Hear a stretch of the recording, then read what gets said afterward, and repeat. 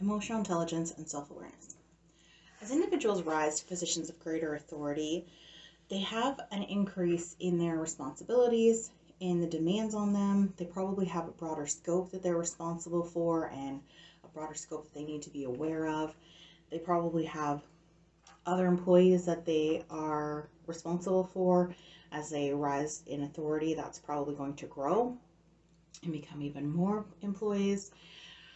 Because of that, and because of the demands to meet those new responsibilities, the expanding scope that they have to take care of, and employees, it's really difficult to maintain a high level of self awareness for their own emotional intelligence. They become more aware of the environment, more aware of the other individuals, the organizational needs. Those become prioritized over their own self awareness. And that's why we see that diminish as people rise in authority.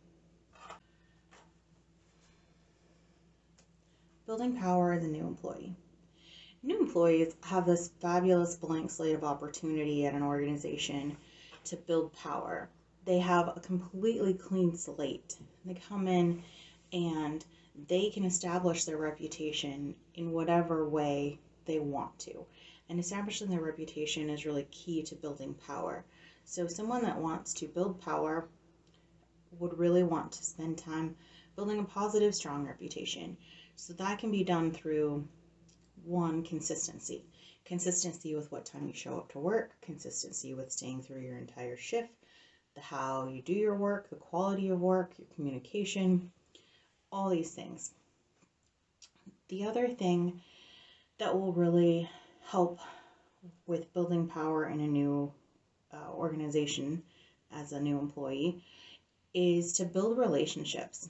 Building relationships with your coworkers, building relationships with your supervisors.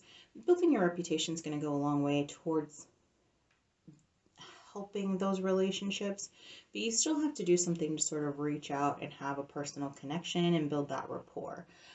I personally find that food is a great way to do this, and I have utilized this in several organizations.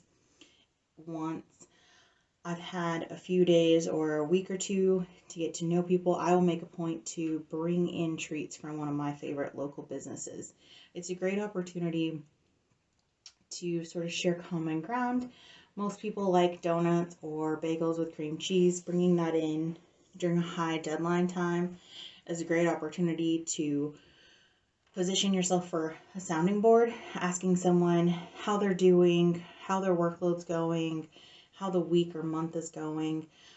People will just really open up to you, and it does so much to build that relationship. And having strong relationships really quickly in an organization is really powerful.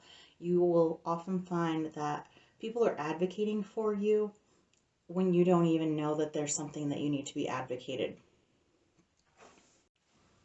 Decision making. If a decision is restricted by time or information constraints, managers do have a few options to ensure better outcomes. One of the things that I like to practice in my own experience, both personally and organizationally, is that I will say, okay, I don't have time to get all the information, or it's not possible for me to know all the information. This is the best decision I have with the information that we have now.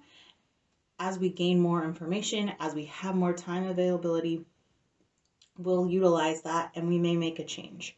But this is the best thing that we can do now. And so as a manager, you can do that with your employees.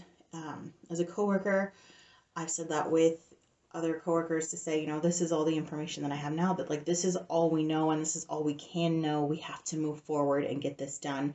So we're going to do this and make the best decision possible with the information and the time that we have. And I will absolutely go to bat for that if there's an issue. I've never had that come back and be a problem. Even when we did make a change, we had a pretty good outcome because we made the best decision with the information that we had, and we acknowledged that we made the best decision with the information and time that we had. And by being open to the fact that we were constrained with time, we were constrained with information, that allowed us to be open to make a change and to adjust. And so our outcome may not have been the same as what we expected when we made that initial decision, but because we made tweaks along the way, gaining information, we ended up having a better outcome.